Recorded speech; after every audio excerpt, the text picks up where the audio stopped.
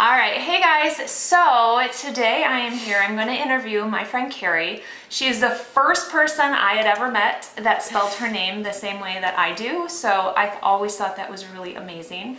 But Kari and I met 10 years ago when she lost her baby. Her and her husband lost their baby. And so she came to the funeral home to make a pre-arrangement while she was pregnant, which was a very unique situation for me. It's the only time I have ever done it in 15 years as being licensed, and hopefully never have to do it again. But it was definitely a unique experience. So today we're going to talk a little about Kari's story and kind of her path going to the funeral home and what led her there and her experience. And I've told her to be brutally honest, that I'm taking no offense, because I want to know how things can be better for parents in this situation so funeral professionals can learn and grow and do things better. So we're going to start. I'm going to have Kari just tell a little about kind of where her and her husband were at in the pregnancy process and what led them to the funeral home that day. Okay. It was our second child together, and we went to our, I think I was 20 weeks. It was the body scan testing. Okay. To find the if it was a boy or a girl, just a checkup, and we found out at that appointment that she may have had trisomy 18, and we needed to go and find that out for sure through a amniocentesis. So we went and did that, and it confirmed that she had trisomy 18, which is a rare chromosomal defect. It's the extra 18th chromosome, and usually what they say is babies are incompatible with life at that point. So they gave me the option to either terminate the pregnancy or decide to carry her and give her as much possibility as we could. And me being a woman of faith, I was like, yeah, I'm going to carry her. You're not going to, yes, so we're going to go for it. So at the end of that appointment, though, they did tell us to go to a funeral home and talk to somebody and just prepare ourselves. And at that point, I was like crushed, because, you know, how do you do that? So my husband and I talked about it, and he's like, let's just do it, because it'll be better for us to have that out of the way if we end up needing to use it. So that's been... So then they called the funeral home, and I said, really? You're okay?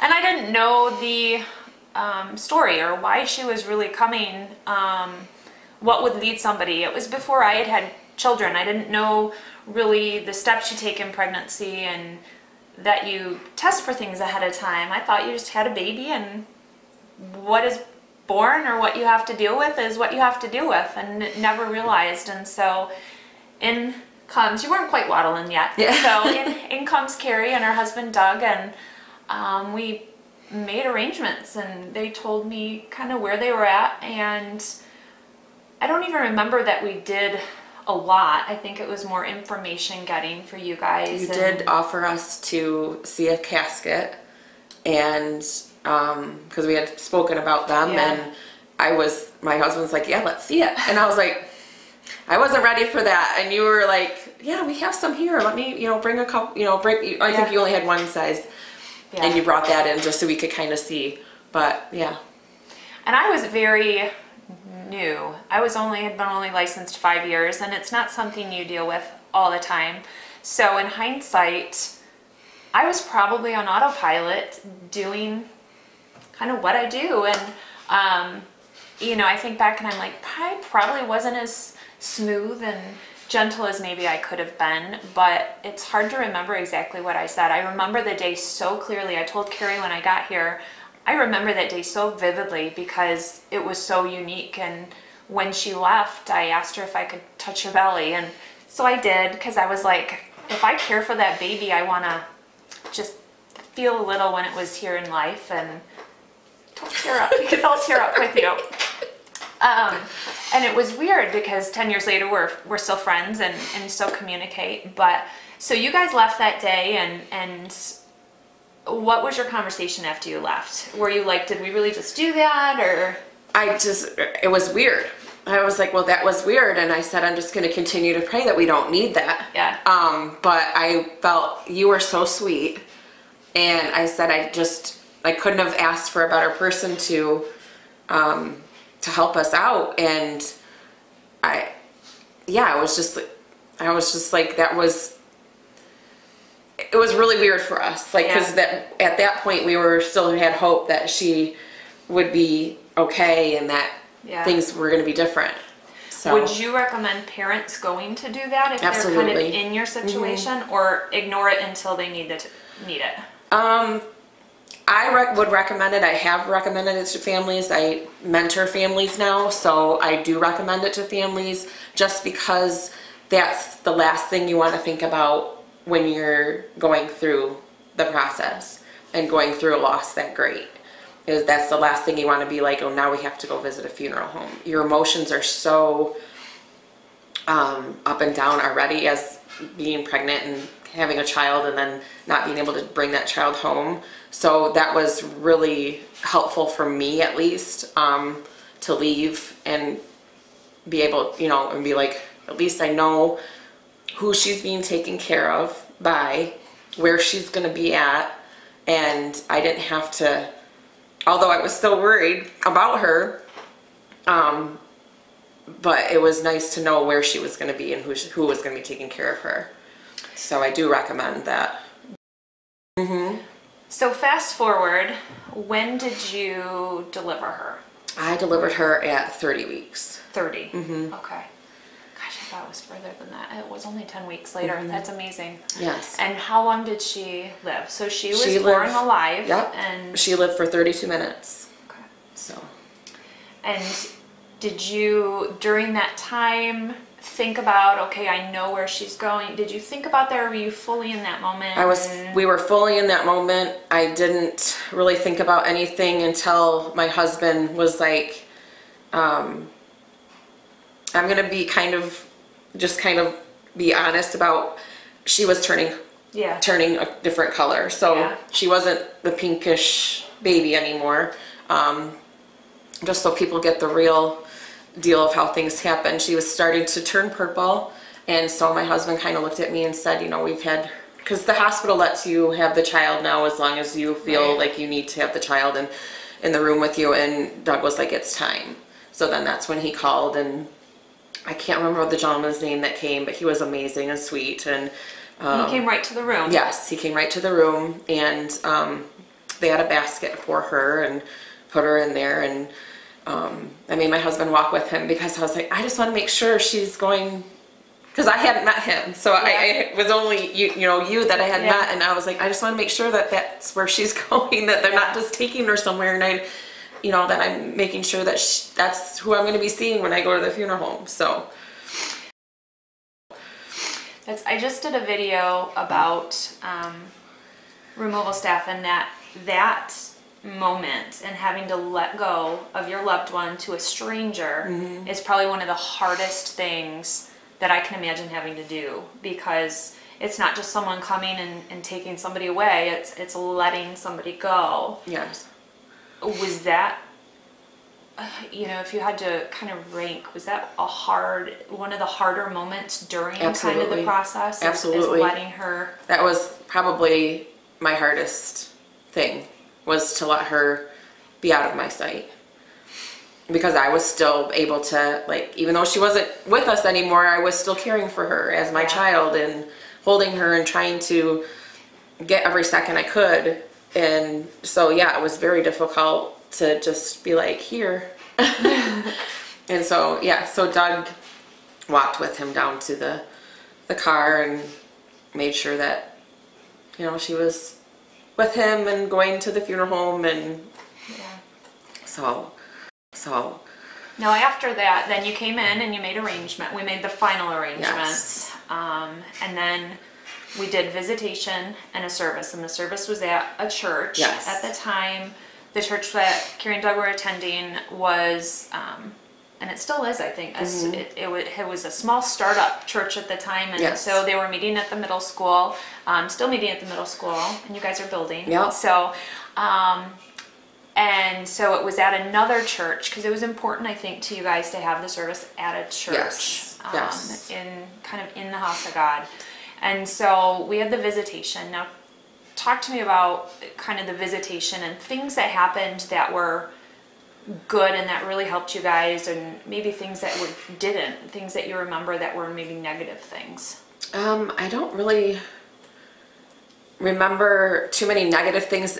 Mostly it was what people said to us that kind of hurt more than what, you know, like the funeral home experience was, like Doug and I have talked before, it was a really good experience, although you don't want it to be a good experience, but but as, you know, young parents and giving this sweet little infant to somebody to take care of, I think the visitation was good. You were very accommodating. You let us, we only had immediate family come in and view her, and then we closed the casket up. And another thing that was huge for me was you allowing me to come in every day before her service to be able to see her and hold her and care for her still. And I think that was such a, because I was worried. I don't know if you remember the phone call going, hey, can I come in whenever I want to see her? So that was something that really stuck in my heart to do that. But the service, I don't really remember. I remember standing by the casket a lot just because I was afraid. I didn't know what people were going to do. You were being a mom. Yes. You were being a mom. Yeah, so I didn't, you guys provided a little rocking chair next to her casket. I don't remember sitting in it often just because I was still sore from just having her. But yeah, I don't really, there wasn't anything negative except for comments people made to me. So on the day of the funeral, I remember, and I couldn't tell you a single thing that was said, but it was one of the best funerals I'd ever heard, because when you don't have a life to talk about at a funeral, it makes it hard to preach a funeral. And I think every pastor will probably agree with me. It makes it harder. So you fall back on the word, and you fall back on, you know, putting in as much, you know, scripture and things as you can. But I don't remember him doing that. I remember him talking about children and parents, and it was full of hope and goodness and things. So how did you feel after the funeral in terms of, did you feel like, I guess so sometimes I feel like pastors want to heal you in that moment. Did you feel like there was any healing, or did you feel like it was just what you needed to hear that day? I guess, what did you feel after the funeral? It was very personal to us, and for a pastor not knowing a family too long, I was pretty amazed at how well he did. And we still have a close relationship till this day just due to all that stuff, but I don't remember a whole lot of it.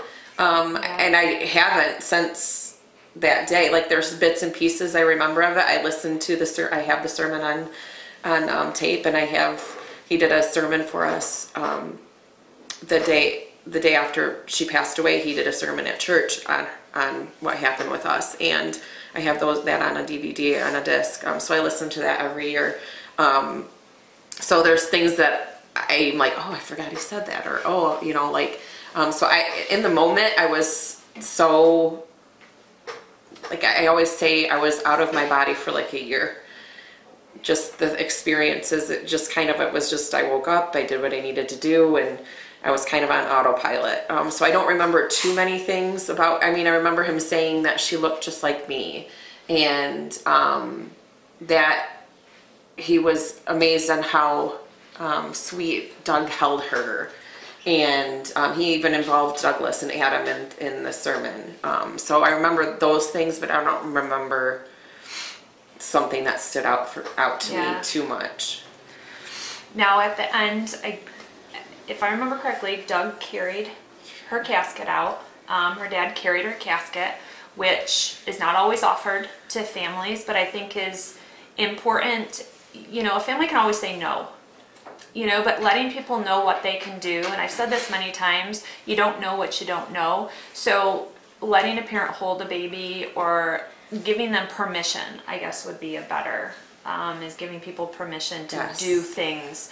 And they can say no and look at you like you're crazy. And I've had parents look at me like, I am not holding my baby. There's no way. Right. And I'm not doing this. But Doug did choose to carry her casket out to the vehicle and carried her over to the grave. Now, what was his, is he thankful he did that? What is it, has he reflected on that at all? Or Not too much. I know that was the hardest thing he's ever done.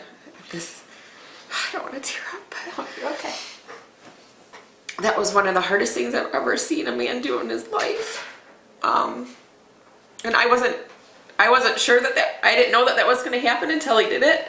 It was just kind of something that he felt he needed to do to protect his child. But he did say that was the hardest thing he's ever done in his life. By far. So. Yeah. Hopefully that's the hardest thing he does ever have to do. Absolutely.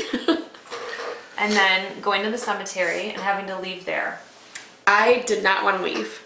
I kept saying, everybody needs to leave, everybody needs to leave. And I don't remember if you remember me telling you I want everybody to leave. And I had people out. I had friends that just kept sticking around, and I just was like, I just wanted to scream at them, let me have a moment with my, like I didn't want to leave. And we ended up going to the luncheon afterwards and going back and staying there for quite some time. And I would visit her every day,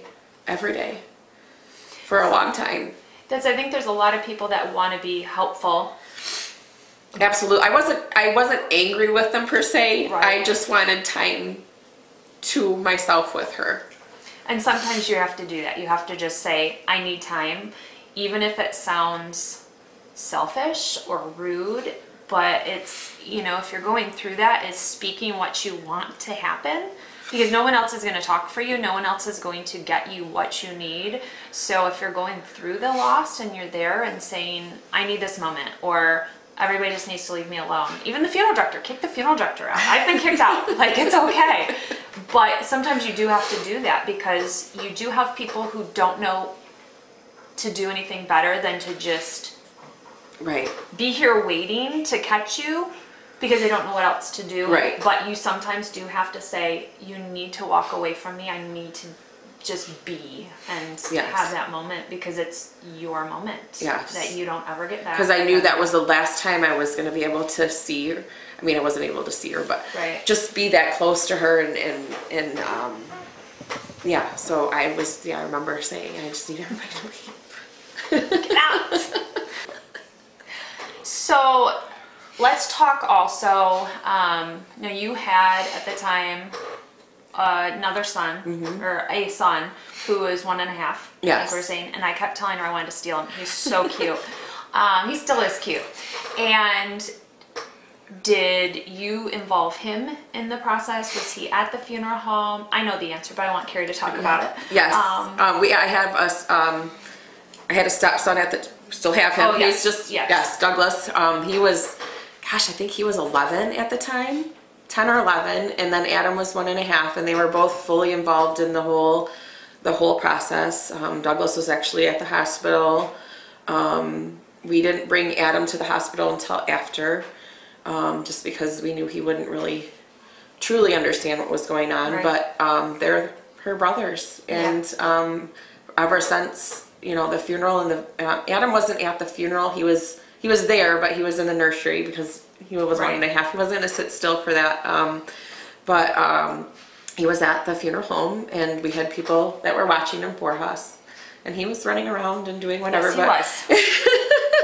But he also, we took pictures of him with her, in my lap, and him by me, and there's a precious picture of them. I wish I had it to show up there, of him waving goodbye to her in her casket. It's one of my favorite pictures still. So yeah, he was involved in the whole process. Both of them were. It's very important. You don't have to explain to them everything that's going on. Yeah. But if you're simple and direct with them, that's all their little minds can understand anyway. So Agreed. I'm a big proponent of kids being involved and kids being there, and just partaking, when you're hurting together and doing it as a family, and showing that you love each other and support each other during those times. And I think Yes. that's such an important. Now, talking about kids, now you did then later have another daughter. Yes. After Kylie was the baby. I don't think we've said her name Oh, yet. yeah, I don't think we have. No, Kylie's the baby. So Kylie's the baby, and you've then since had Victoria. Yep. Now, how did you then tell Victoria, like at what part did you talk to her about Kylie, or was it just kind of always there? Always there. They don't know any different. They've been to the funeral, the grave cemetery. They've grown up in the cemetery. They do the little walk every time they go up to her, to see her and visit her in her stone. We celebrate her birthday up there, and so I don't think we never explained it to her unless she asked questions. Yeah. And at one point she asked a question, how did she really die? And I just explained to her, because she was young. I just said her insides were broken. And that was, That's a good way. yeah. And I said she was beautiful on the outside, but her insides were broken. So, and that was all that they needed to hear. They were like, oh, okay. And off they go. Yes. It's amazing the resilience kids have. And it shocks me, I think, every time I'm around children and people are explaining things, and you tell parents or you tell family, bring the kids, they're going to spend 5 minutes and then they're going to go play, and they do that, and the parents are, wow, that's amazing. I'm like, they don't absorb like we do and process. So what were some of the comments? Because I have talked about this before, that, you know, people say things and they hurt even though that's not their intention. They're trying to say they love you, but they come out all wrong. So what are some of the things that you remember? God needed her with him, needed another angel. You're young enough to have another one. Yeah, just things like that. You're still young, you can still have more was probably the most hurtful comment. Okay. That's another one that people have often said that kind of is insulting, is when someone tries to compare their loss. Mm-hmm. Yes. Did people try and do that with you? And Yes. what was your thought in that? Did you like bond with them, or was it more like, you don't know what I'm feeling kind of thing? Yeah, some people I would bond with over it. Like, I think because they kind of understood that they weren't like people, friends of mine that had losses weren't babies, but it was one had a husband that passed away. They were young, newly married, and he was very young when he passed. And I felt like she'd be there for me more than she was. But in retrospect, she kind of was still grieving because it was new to her. So we actually ended up having a conversation about it, and we totally understood where the other one was coming from. And I said it was just a part of my grieving process. I don't think I was ever upset with you about it. Yeah. But I figured because you knew what loss felt like, that you would be a little closer to me about it. And then there was complete strangers that were there for me more than like our church. Like, I couldn't believe the outpouring of love and care that our church gave us. We got thousands of cards and meals and just offers for childcare, and that was huge for us, like what the church did for us and how they stepped in and took care of us, because we were just a young couple coming to this church. We hadn't been there for very long, and so we were very, very thankful for that.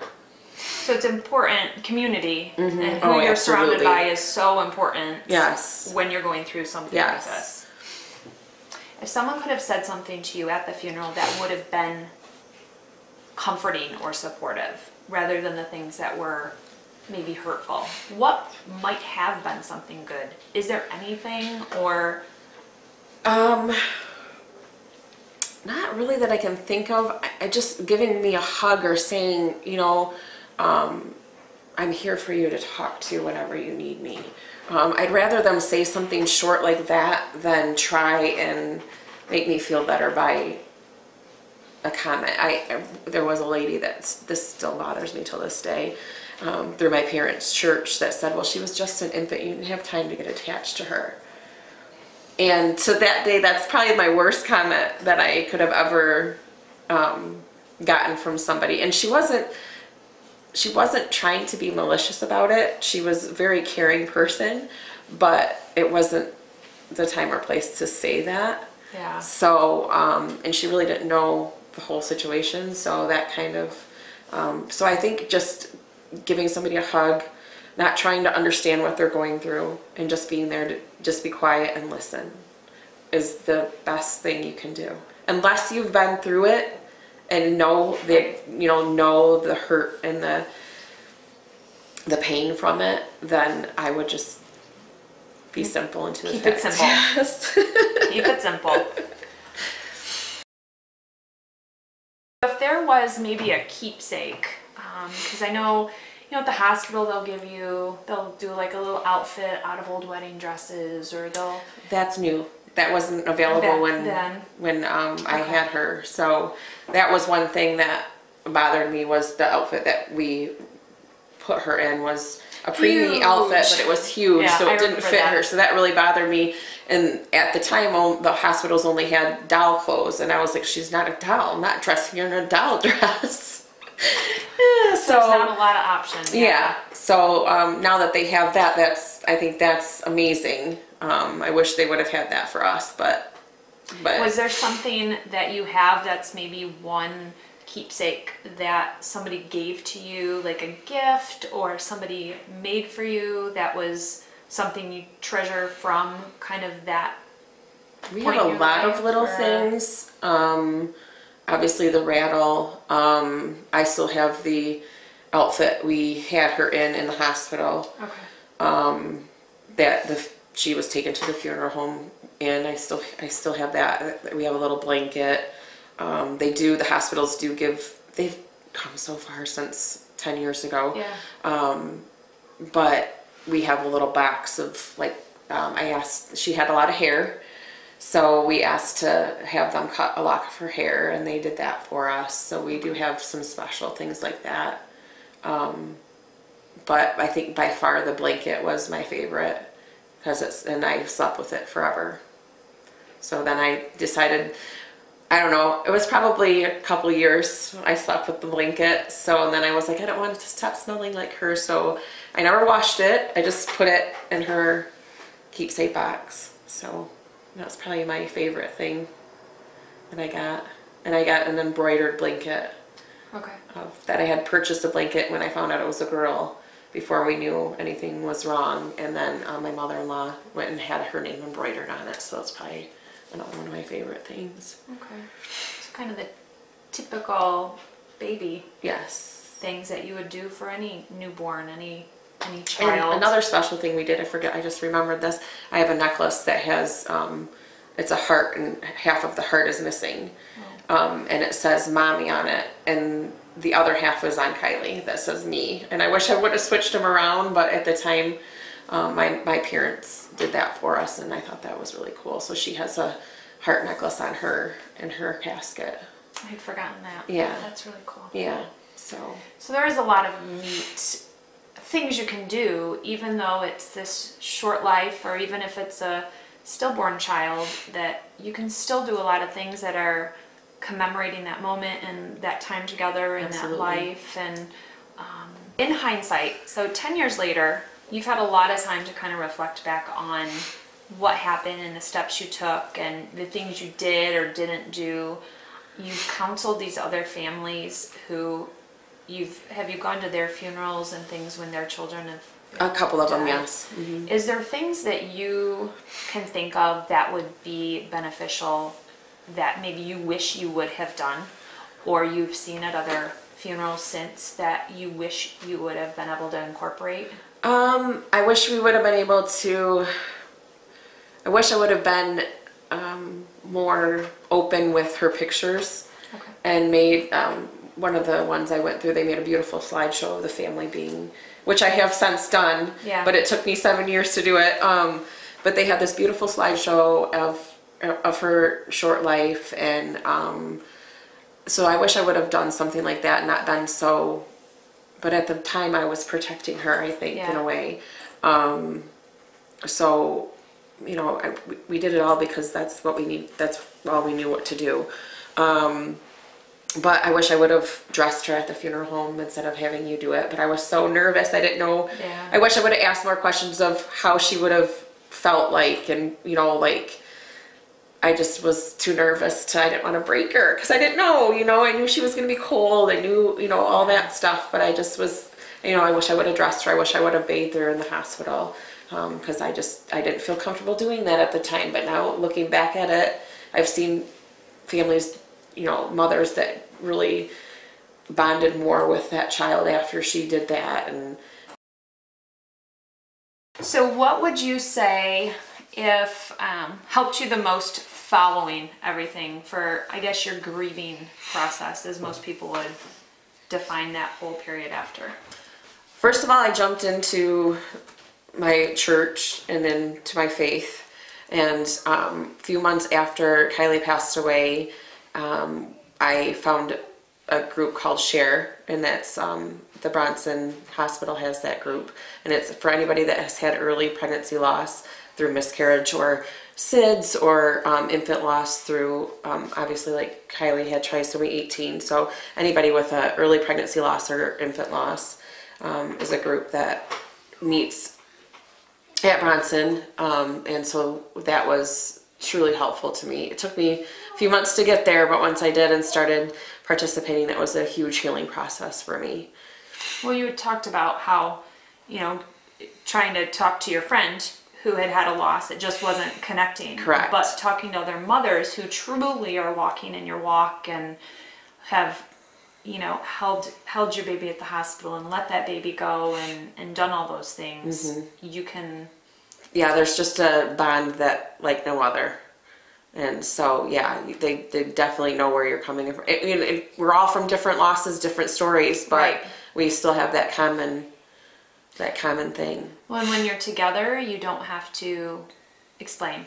No, we don't. Nobody judges. Everything stays at the table. We can say our true feelings. We can swear if we need to swear because we're so frustrated. So, yeah, it was very, I haven't been going, my healing process has come very, very far. Yeah. So I don't feel like I need it as much, but I am, you know, I still am involved, and they call me if there's a family that wants to talk to somebody, or, you know, I'm always here to mentor people or talk with people. I've had training in the infant loss. So yeah, I've done all that stuff just to you know, to heal and to move on in my grieving process. I'm never going to really move on, but right. You know, each day is a different day and a different, you know, life unfortunately still goes on sometimes, you know, after that. So you just have to learn how to walk through it. So, and that was just go back to normal. No,